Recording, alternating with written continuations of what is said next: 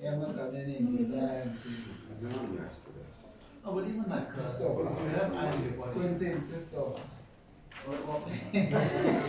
Alright guys, today we're starting a new section, acids and bases. The test, I should have it done by tomorrow, right? We go revision over the test tomorrow.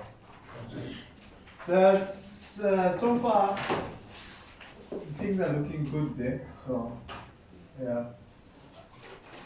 Disappointed. Yeah, no, I'm happy. Because we're not As getting long as 100%. We're not I getting 100%. only mark the first section, so hopefully you don't get 100%. No, you know?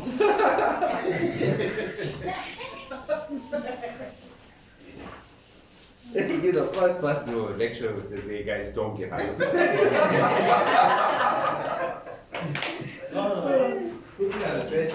This comes says the same thing.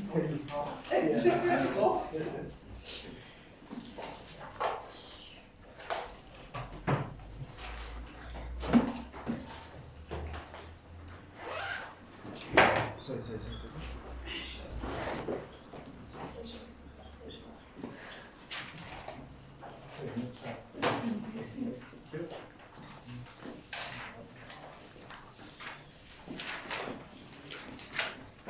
Did you want to sign? Yeah. Sign.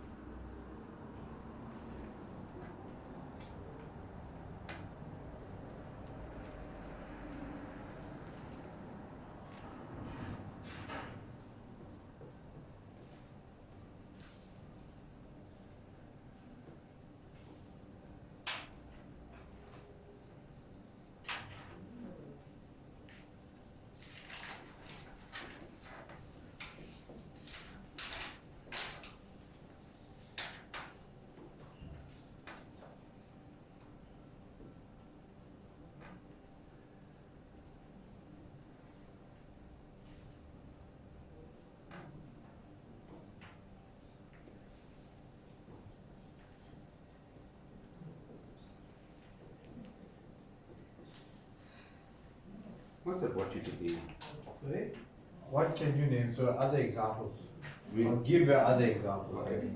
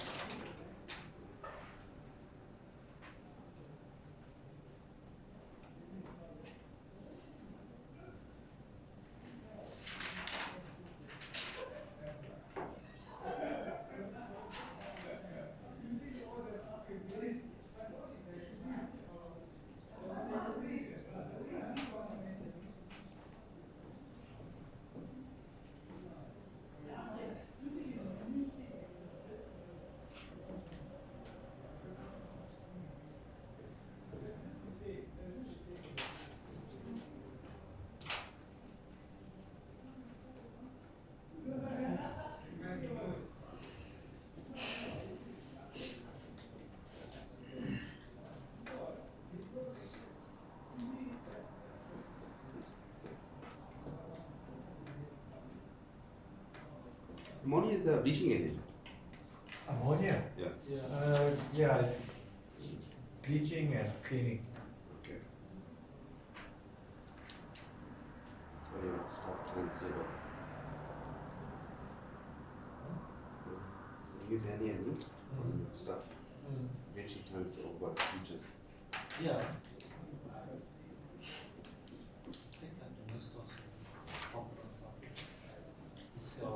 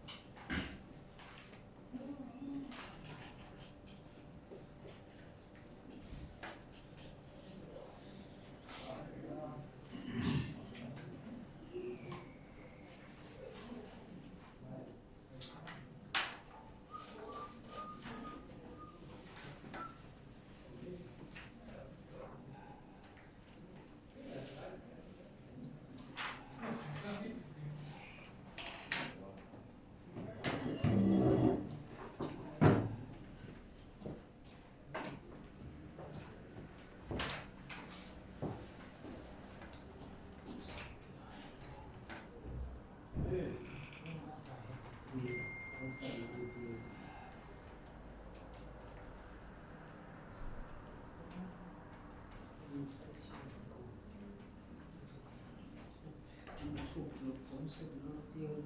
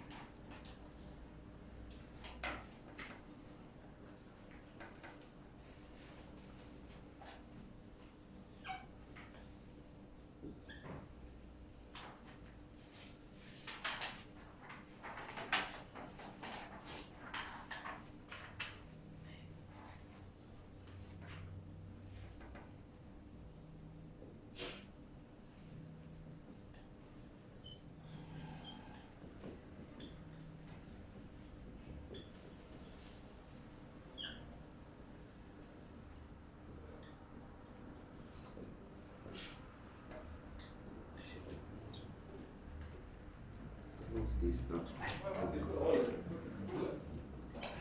Just give up. That will cost.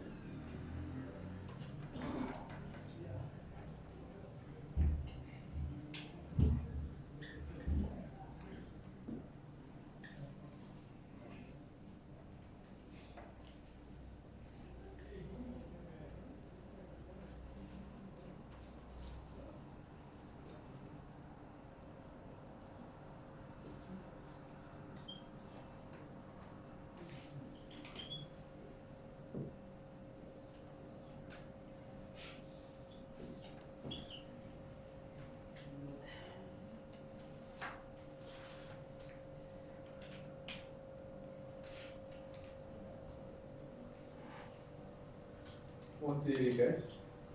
One theory.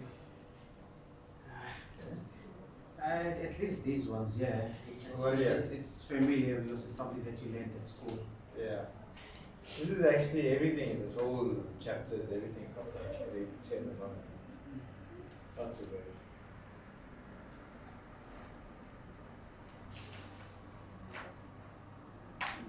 But I always had an issue with the Bronsted layer theory. This is actually what comes out in exams. This thing here. There's 3 definitions. It's like, hey, 80% chance. A lot. Yeah. All of them or just one? Just Yeah, you have to know all of them. Avi, Yeah. I'm saying that I always had an issue with this Bronsted layer theory because It's similar to the Lewis theory, but the opposite way. yeah, because for me Protons and electrons. But Yes. you now know the background of how protons and electrons work from chapter 1. yeah, because for me it's from what from the background that I have from school that it's always that it's always the electrons that are being donated or being received And not the protons. and not the protons. And then So this now one this here one here is is saying that everything. it's just the opposite. Opposite, yeah. But this is the most recent one. The Lewis theory is the most recent theory, and it's the most adopted one, right? And everyone's done, guys? Can we start discussing? Yeah.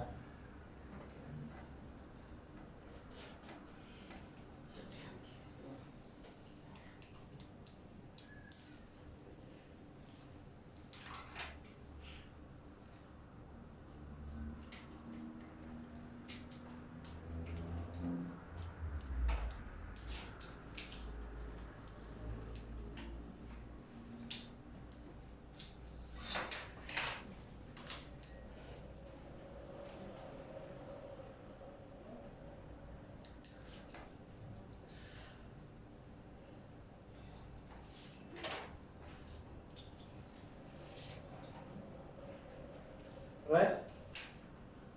Mhm.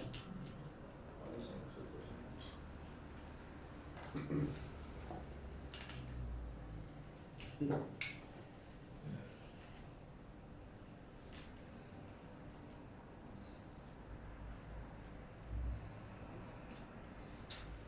bias everywhere, even with the substances. Yeah.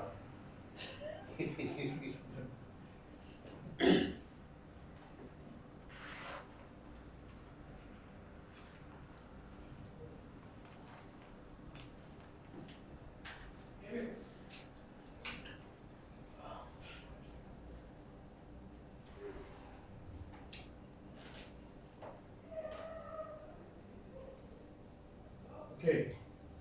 Yeah, so today we're looking at a new section, acids and bases, right?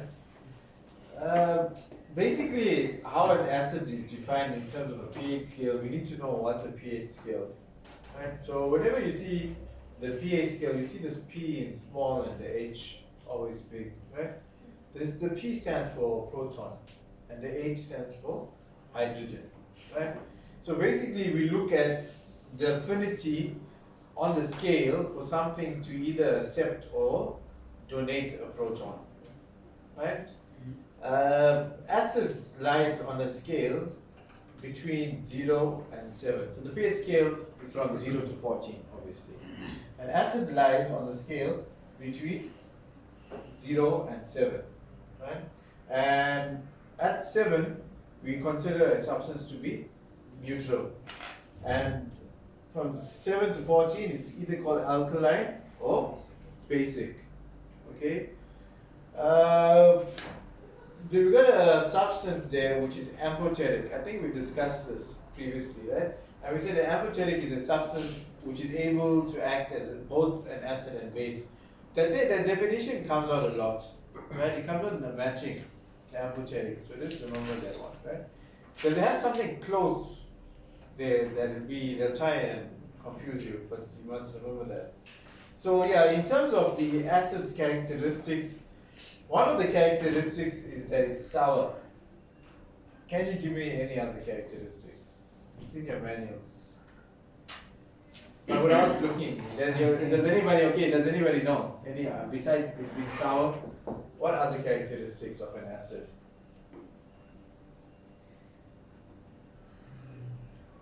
Okay, let's look into the manuals. Alright, you see in the first paragraph there.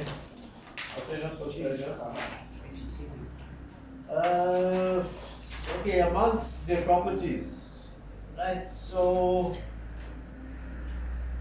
yeah. So in terms of like tests, you got litmus paper, right? An acid will turn blue litmus paper to red, right? And a base will turn yellow. Huh? What happens if you put red litmus, blue litmus paper on a base? There's no color change. It will remain blue. And then, but what you need to know is that if it does change red, then it is an acid. So that's why you work it out. But if there's no color change, then it is a base, right? So is it strictly red or can it change to purple? it's blue. It's this thing. It looks like purple. Yeah, you can. We got one in our lab downstairs. Maybe I will take you guys if we have time. I'll ask Jeffrey to take you guys down. Right, we actually make hand sanitizer. We're making hand sanitizer and bleach downstairs. We're selling for during COVID. But this is went down now. We've got a packaging station and we've got a mixer and stuff downstairs. And we had something called a DAF unit, dissolved air flotation device, where we used to take water from different plants, right, and put it in our system, and we used to treat it with different coagulants, and then we look at which is the best coagulant, and we write a report out, and we send it back to the plants, and they will then use that information and make changes on their side. So we used to do the tests and stuff for them. Yeah, I think we sold that thing too. We sold it separate. I think, yeah. We sold that unit to separate to Kevin. I think we got it in the DSGT at the moment. So yeah, so let's look at other characteristics, right?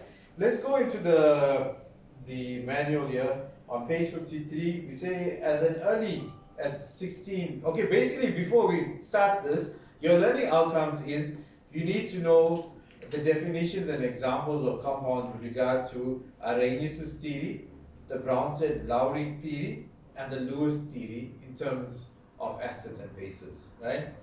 As early as 1663. So this acid-base science came out actually before the periodic table, right? It came out a long time ago, right?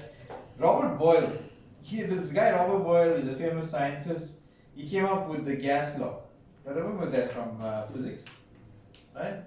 Robert Boyle noted that the class of chemical compounds existed that had similar set of properties different from those of other compounds. The substances are called acids. Amongst their properties can be listed below. So the acids are characterized by their sour taste. And that's number one, right? And the ability to change color of vegetable dyes. So it's actually can change all the indicators, like where we're talking about the litmus paper. And then it also has a high solvent power. That means other substances can dissolve within an acid. So high solvent power means other substances can dissolve within the acid.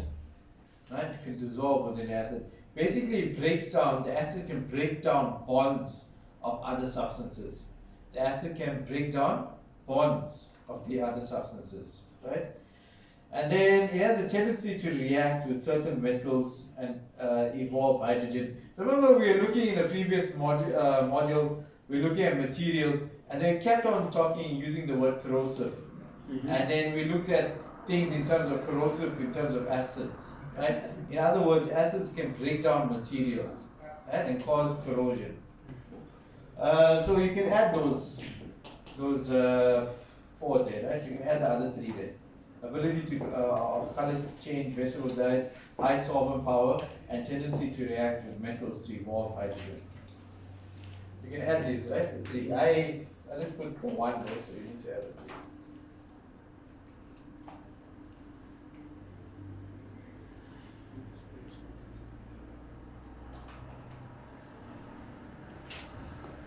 Oh, this is what you need to know here. Acid plus base. An acid plus a base will yield a salt plus water.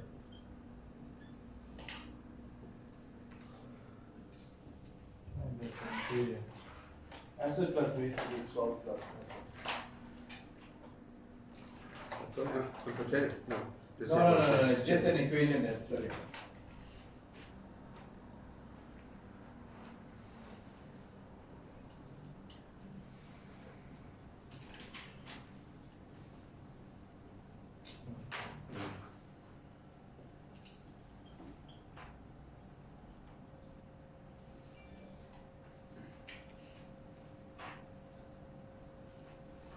Then there's acid plus metal.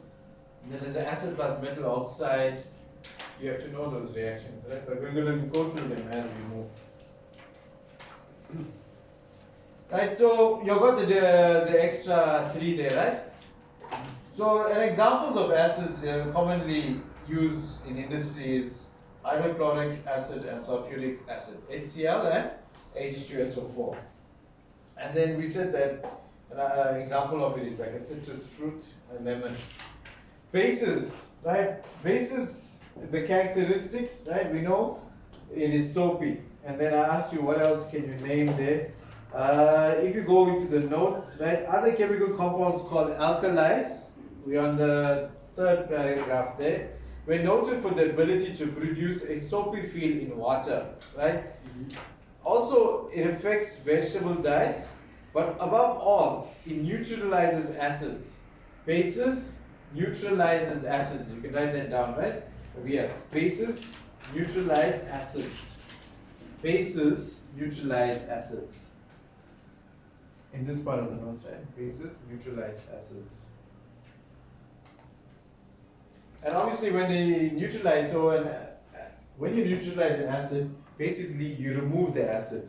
So if you have an acid plus a base, it's going to come out and turn out to be a salt plus a water.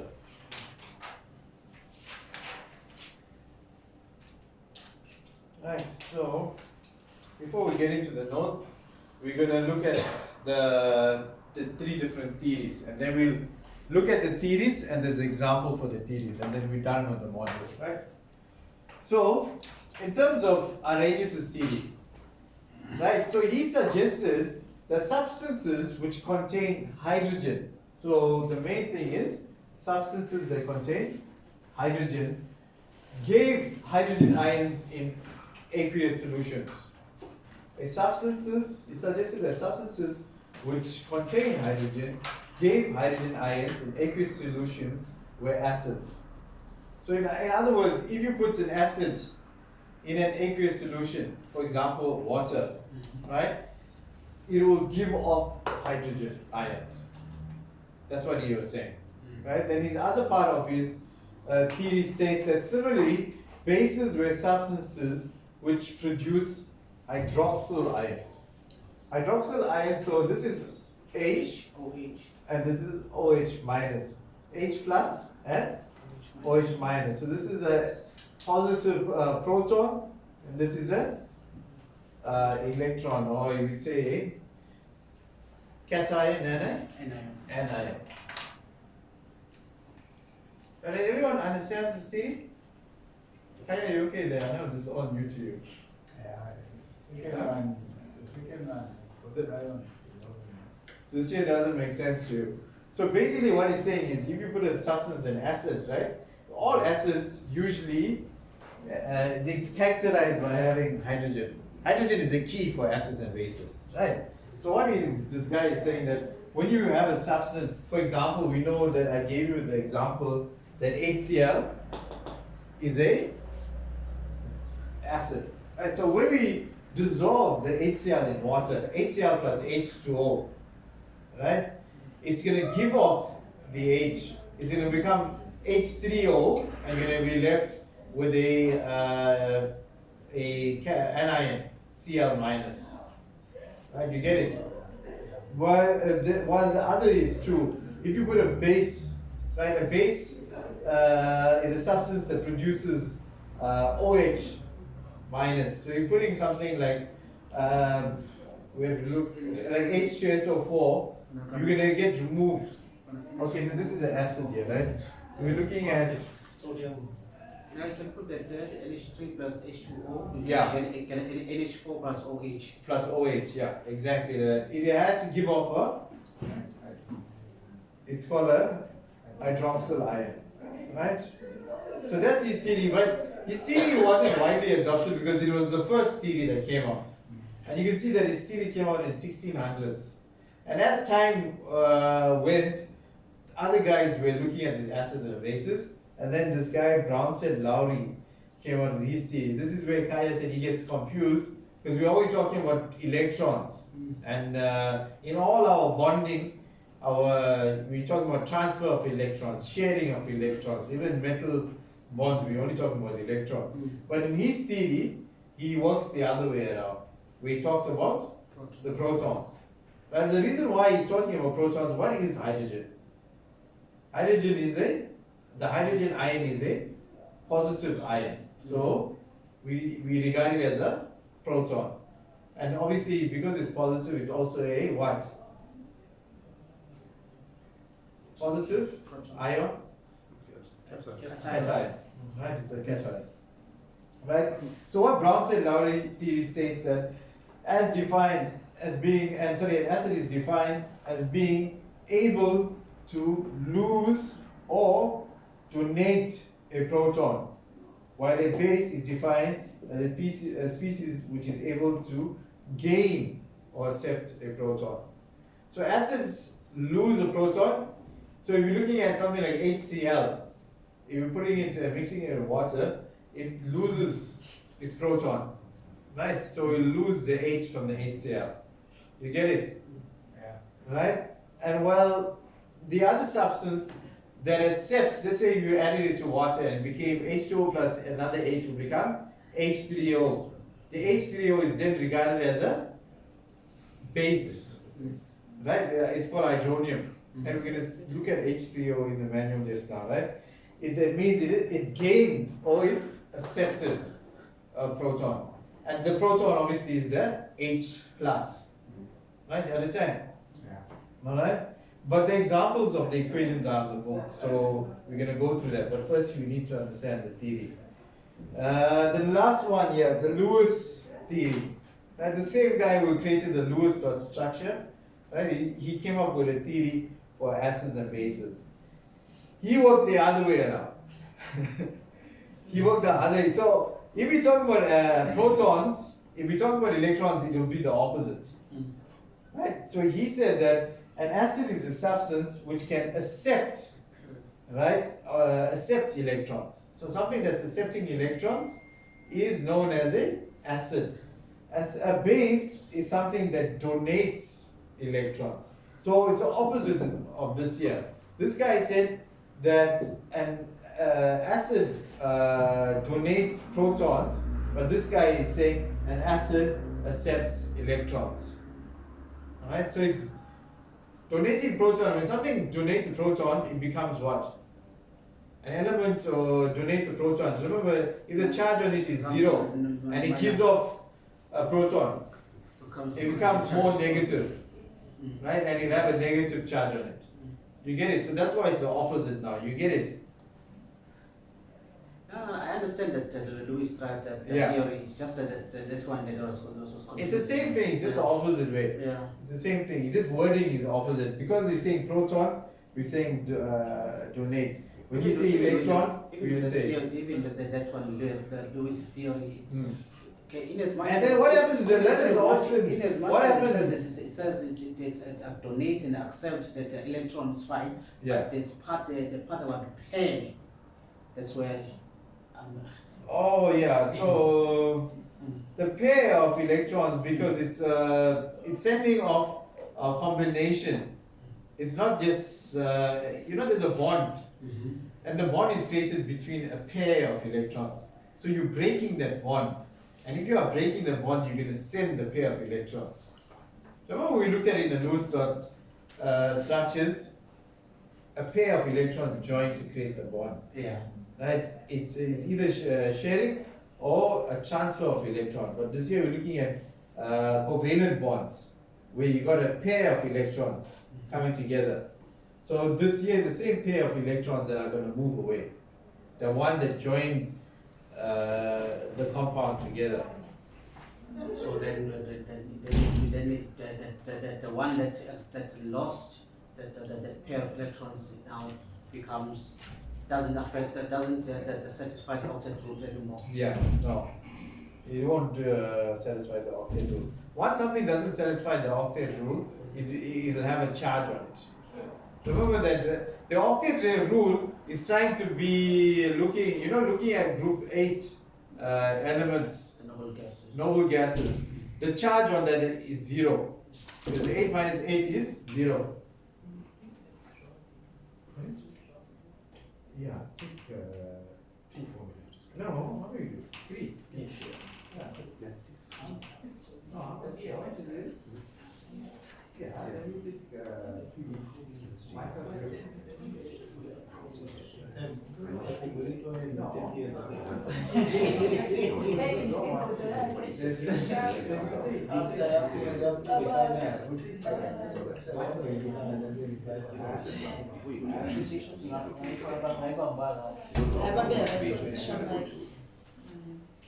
Yeah.